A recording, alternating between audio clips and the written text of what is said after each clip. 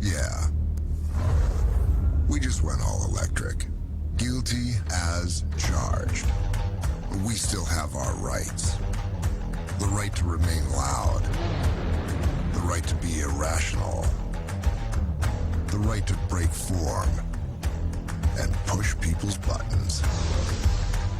We have the right to dodge convention. See what I did there?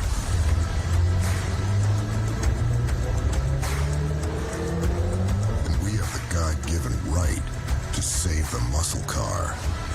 So go ahead, sentence us to life without reason, and throw away the keys. We don't need keys where we're going. All muscle, all electric.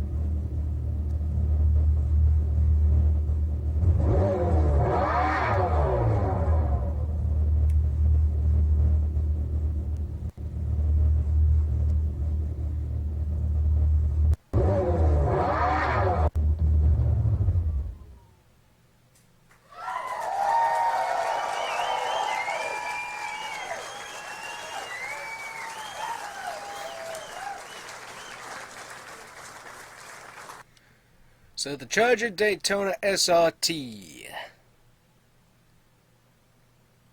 Yeah. Where's the branding? There ain't no branding on this thing whatsoever. Yeah. No likey. Sorry. The wheels, they look like, I don't know what that is, but it looks awful. The car itself, other than the front looks pretty good, but the sides, the roof, yeah, it looks pretty pathetic there. This is the Charger Daytona SRT Banshee. I would have just called it the Banshee. No need to put on the Daytona SRT part, because with the branding on this car, that's just pointless. Just call it the Charger Banshee, or just call it the Banshee for that matter. That right there is nonsense. Right there. The name right there, that's nonsense on this car. And because it's a Dodge BEV, it will be an assault and battery on convention. Like I said when we started, it's a very simple formula. Look like a Dodge, sound like a Dodge, and drive like a Dodge. It doesn't sound like a The first challenge Dodge. was to make a muscle car aerodynamic. Now, lucky for us, we did this over 50 years ago. So successfully, in fact, that we were banned from racing. The original Charger Daytona was legendary for the way it pushed air around its nose cone and through its tail. This Daytona will be legendary for the R-Wing pass-through that you see here. Now, those of you in the know probably already spotted the Fratzog logo up front. That's a clue that we're doing something that only Dodge can do. And our patent lawyers will remind you all of that. Now, how about that R-Wing? It looks really cool, right? And the tie back to the Daytona NASCAR is great, but does it actually work? Is this the slipperiest car in the world? Nope. And that's okay. We don't care. We're willing to give up some range to look badass. But it's a huge leap forward from where we are today. Now, it's a concept, so I can't share with you the exact Okay, good. I'm exact glad that numbers, it's but the I'm glad it's only a concept, because it needs some serious body work, because that's awful looking put it into brand context. wise. Think of the aero drag of the 1934 Airflow. This was the industry's first aero car. Then fast forward nearly 100 years to today's car, the wide-body Charger. The aero of today's car is 25% better than that car. Our target for this Daytona is to improve another 25% from today's car. That's 100 years of aero progress in a single generation. Not bad, and still badass. Next, it had to sound like a Dodge. The Charger Daytona isn't just going to be remembered. Yeah, we're not going to let them keep on going on that, because there is no way that electric speakers can replace the sound of a true engine, because that just sounded awful. It sounds like one of those little electric toys, and yeah, that's not good. So we're going to go past the silliness there. For it. 126 decibels of output. How loud is that? That's Hellcat loud. That's tower fly-by spill whenever. Yep, that's But nonsense what there. you really want to know is, can the Daytona do more than look good and wake up your neighbors? Mm-hmm. Can it perform like a true muscle car? Look, everybody knows EVs are fast. Even the boring ones are quick. The instantaneous torque is impossible to deny. And one interesting thing to always note is that what he said there is true. The electric cars are quick to get off the line. But the current Dodge Charger, Hellcats, Demons, etc., give them a long enough space, they will chase down the electric cars and beat them. We've seen that. It's been proven. Also, and that's with a car that is equal in weight ratio. Because technically the electric cars are heavier, or actually they might be about the same weight, as the old gen Dodge Chargers and Challengers that we have now. Also, the Dodge Chargers and Challengers have better handling than any electric car currently on the market. Because electric cars with the all-wheel drive setup, they do not handle on racetracks. They cannot handle the corners. They cannot handle the twists and turns of a road course racetrack. They don't handle. And that's with the aerodynamics added in. The suspension of these cars, the way the wheels work, the way the power vectoring work, they do not handle the road courses. And if you want proof, we can go into like Project Cars 3, which is not necessarily a simulation, but a closer variant of simulation of cars, and drive a fully aerodynamic out electric vehicle versus a combustion vehicle, and the combustion vehicle always handles better, from what I've raced, than an electric all-wheel drive vehicle. Because for some reason, whether it's a front-wheel drive car or rear-wheel drive car, because you only had the two wheels and the other wheels are able to like skip and hop because they're not having the power on the ground, you're able to get around corners, you're able to handle the corners better than an all-wheel drive electric vehicle. It's simply true. It doesn't work. But the visceral experience of a muscle car is more than that. It's more chainsaw than it is cordless drill. So we made sure that the driving experience will be marked with familiar Dodge attributes. The typical single-speed transmission in a BEV, super efficient. But we know that part of what makes a Dodge is the way our power throws your shoulders into the seat back at shift points. So our engineers designed the new eRupt system. It is a multi-speed transmission with an electromechanical shifting experience that's pure Dodge. How you need. All right, now that's interesting. So, by the way, technology. This is interesting to hear.